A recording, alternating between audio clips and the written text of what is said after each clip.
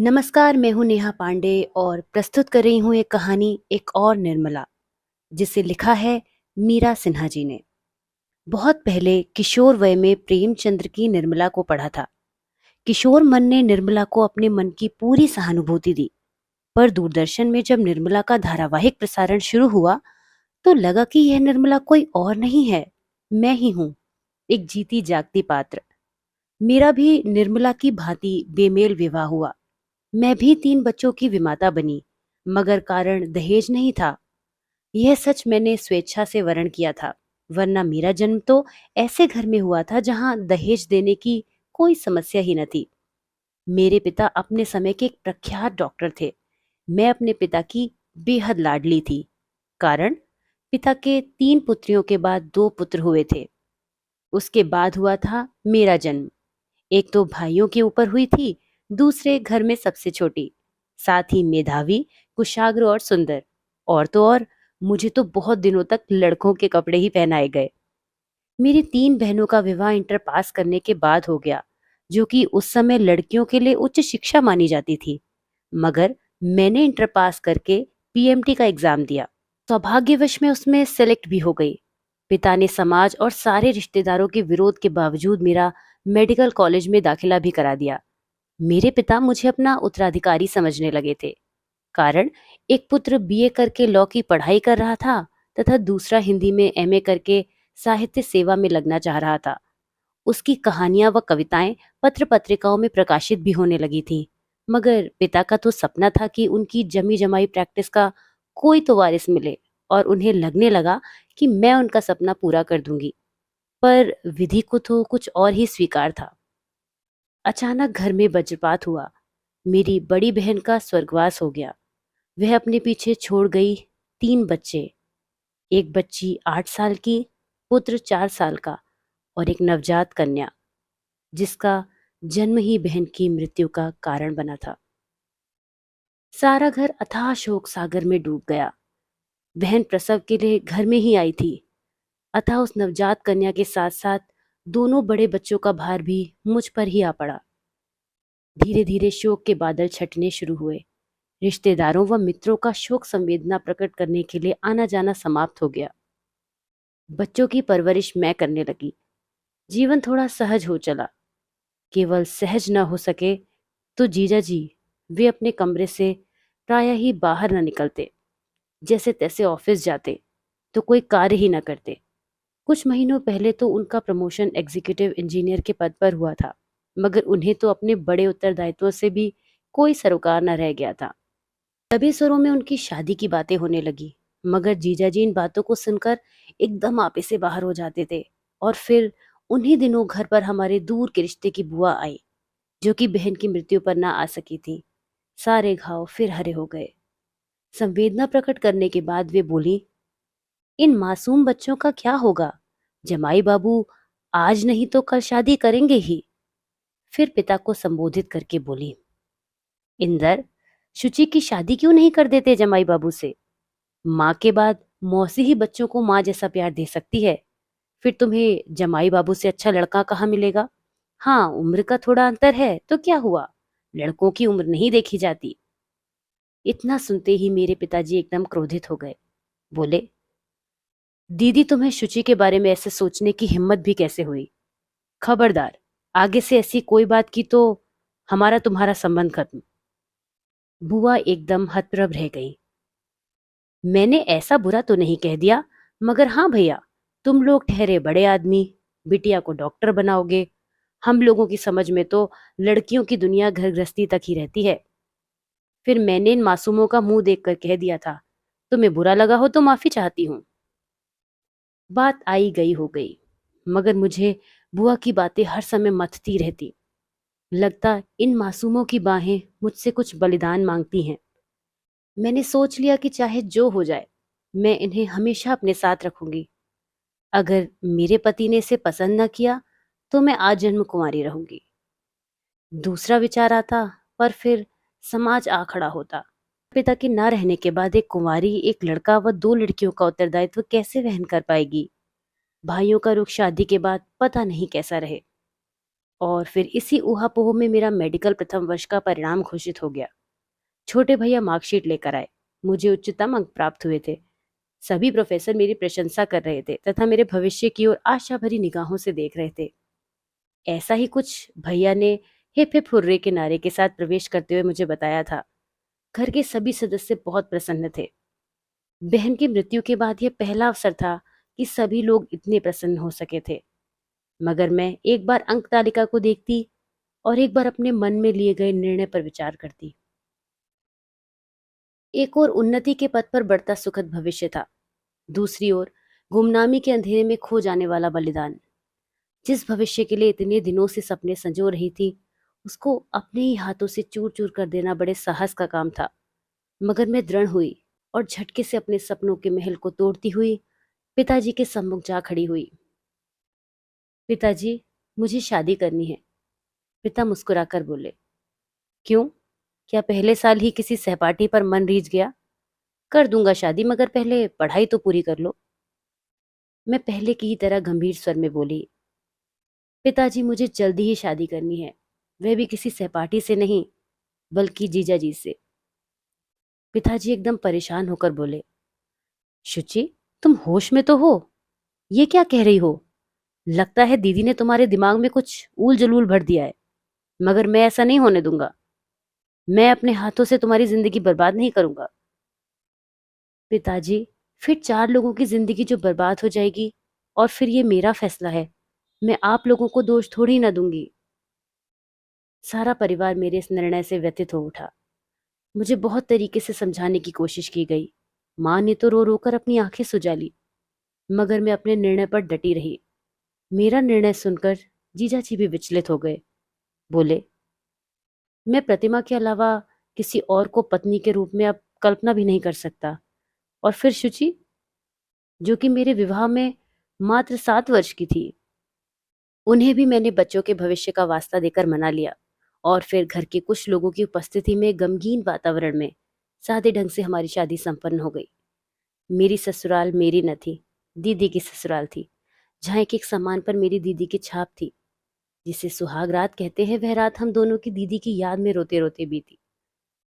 बेमेल विवाह वाली लड़कियों को जिसका दुख होता है, मुझे उसका दुख न था। नई नवेली पत्नी पाने की जो खुशी होती है, वह उन्हें न थी। मैं तो वही उनकी पुरानी शुचि थी, और वे मेरे श्रद्धेय जीजा जी। भले ही समाज हम लोगों को दूसरे रिश्तों के नाम से जानता था। धीरे धीरे गृहस्थी की गाड़ी खींचने लगी। बच्चे मुझसे हिले ही थे। मेरी दुनिया बच्चों तक सीमित थी। वे मुझसे कतराते थे और मैं उनसे। एक बार किसी पार्टी में हम लोगों को साथ जाना पड़ा। वहां जब हम लोग मेजबान से विदा लेने गए, तो देखा मेजबान दंपति काफी लोगों के साथ खड़े हुए कुछ बातें कर रहे हैं। हम लोग पास पहुंचे तो कानों में पिघले शीशे की तरह ये शब्द पड़े। यार, ये चौहान बड़ा लकी है, कितनी हसीन कम उम्र की बीवी मिली है। दूसरे ने हंसकर कहा, यार हम लोगों के इतने भाग्य कहाँ कि अपनी बीवी साथ छोड़ें। वही पुराना मॉडल जिंदगी भर ढोना पड़ेगा। फिर किसी स्त्री का स्वर था। प्रतिमा तो कहती थी कि मेरे पति मुझे बहुत चाहते हैं। तभी दूसरी स्त्री ने कहा, अरे सारे मर्द लोग महज दिखावटी बातें करते हैं, बस जरा आंख बंद होने दो। बच्चों का तो बहाना रहता है, असली उद्देश्य तो अपना होता है। मैं उनके चेहरे पर आते जाते रंगों को देख रही थी, और वे बिना कुछ बोले मेजबान दंपति से बिना विदा लिए ही घर लौट आए। घर में अनमनस्क पड़े रहे, फलस्वरूप साथ बाहर जाना बंद हो गया। अकेलापन हम दोनों के जीवन में घिराया था।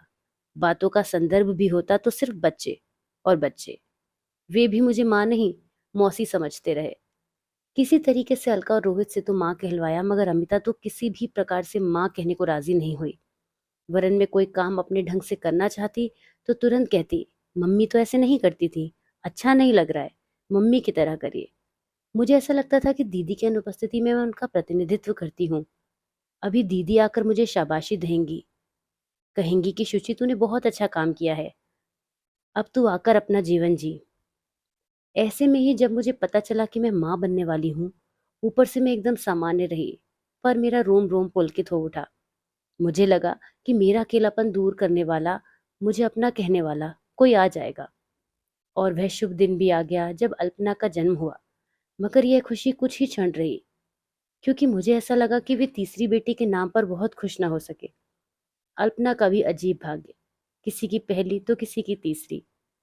अलका ने तो उसके जन्म का बिल्कुल स्वागत न किया, क्योंकि वह मुझसे बेहद हिली थी। मैं भी उसके बिना एक क्षण न रहती थी। मैंने सोचा मैं उसे प्यार से समझा लूंगी, मगर मुझे क्या पता था कि एक माँ के लिए ऐसा काम मुश्किल नहीं होता, मगर एक विमाता के लिए बहुत मुश्किल होता है। उस दिन हॉस्पिटल में अलका आई, तो मेरे पास नहीं आई। मैंने बुलाया तो बोली, मैं नहीं आऊंगी। अब आप मुझे प्यार थोड़ी ना करेंगी, अब तो आप अपने बच्चे को ही प्यार करेंगी। मैं एकदम स्तब्ध रह गई। मैंने पूछा, ऐसा तुमसे किसने कहा? वह बोली, दीदी ने। अमिता 12 वर्ष की हो चली थी और अपने मन में उल्टे सीधे अर्थ निकालती रहती थी। एक दिन मेरे सर में बहुत जोरों का दर्द था। उन्होंने मेरे माथे पर बाम लगा दिया था, तो उसने ऐसी अजीब नजरों से मुझे देखा था कि मैं कई दिन तक उससे दृष्टि न मिला सकी थी। और अब अलका भी उसी प्रकार सोचने लगेगी। नहीं, मैं ऐसा नहीं होने दूंगी। फलस्वरूप शुरू हुई अल्पना की उपेक्षा और अलका का अनुचित प्यार दुलार। अल्पना को रोता छोड़कर मैं अलका की फरमाइश पूरी करने लगती। नन्ही सी अल्पना की ओर से मुंह फेरकर अलका की ओर मुंह करके सोती। उसके हाथ से खिलौना छीनकर अलका को दे देती। हाँ, सोचती, यह तो अपनी ही है, मुझे समझेगी ही। मगर यहाँ भी मेरा सोचना गलत साबित हुआ। अल्पना के छोटे से मन में एक ग्रंथि बनती गई। वह मुझसे दूर होती गई। एक बार वे 800 रुपए की साड़ी मेरे लिए ले आए। उसी समय अमिता के स्कूल का टूर जाने वाला था। उसे 500 रुपए की जरूरत थी। हम लोग अक्सर छुट्टियों में बच्चों को लेकर घूमने निकल जाते थे, अतः इसकी जरूरत न समझी गई। उसके पापा बोले, हम लोग घूमते रहते हैं, क्या करोगी जाकर, पैसे का फालतू खर्च। अमिता का तपाक से उत्तर आया, हाँ क्यों नहीं, यह तो फालतू खर्च है ही। वार्डरोब में इतनी साड़ियां होने पर भी मौसी की 800 की साड़ी आई, ये पैसा फालतू खर्ची हुआ। उनका एक जोरदार थप्पड़ अमिता के गाल पर पड़ा। मैं एकदम डर ही गई। इन्हें समझाया कि अब वह बड़ी हो गई है, आपकी मार का गलत मतलब निकालकर कुछ गलत सही निर्णय ले ले, इसलिए बहुत समझदारी से रहना है। दिन गुजरते रहे। एमए पास करने के बाद अमिता की अच्छे घर में शादी हो गई। रोहित इंजीनियर बनकर दाल की एक मिल में काम करने लगा। अलका डॉक्टर बनकर अपने डॉक्टर पति के साथ अमेरिका जाकर बस गई। और अल्पना, उसने भी आर्किटेक्ट इंजीनियरिंग पास कर ली। सारी पढ़ाई और सारे निर्णय वे अपने पापा से ही पूछ कर करती रही। इन्होंने भी छोटी होने के नाते उसका काफी दुलार किया था। हाँ, मुझे भले ही वे अपने पास नहीं फटकने देती थी। मैं जानती थी इस प्रकार वे अपने साथ हुए अन्याय का प्रतिशोध लेती रही और मैं नितांत अकेली ही। वे रिटायर हो गए। जो कुछ बैंक बैलेंस था दोनों लड़कियों के विवाह में खर्च हो चुका था। गहने मैंने चारों बच्चों में बांट दिए थे। अब अल्पना की शादी करनी थी, सो वह भी ग्रेच्युटी और थोड़ा बहुत इधर उधर से जो जमा था उससे कर दी गई। उसको भी आर्किटेक्ट इंजीनियर पति मिल गया था।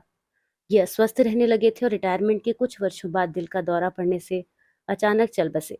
सभी बच्चे अपने पिता की मृत्यु पर इकट्ठे हुए। शोक संवेदनाओं का दौर चला। उस दिन मैं अपने पूरे जीवन के पृष्ठ बैठी बैठी उलटती पलटती रहती थी, जहाँ सब कुछ खोया दर्ज था। 13वीं के दिन ब्राह्मण बोझ होने के बाद मैं वहीं जमीन पर लेटी लेटी सो गई थी।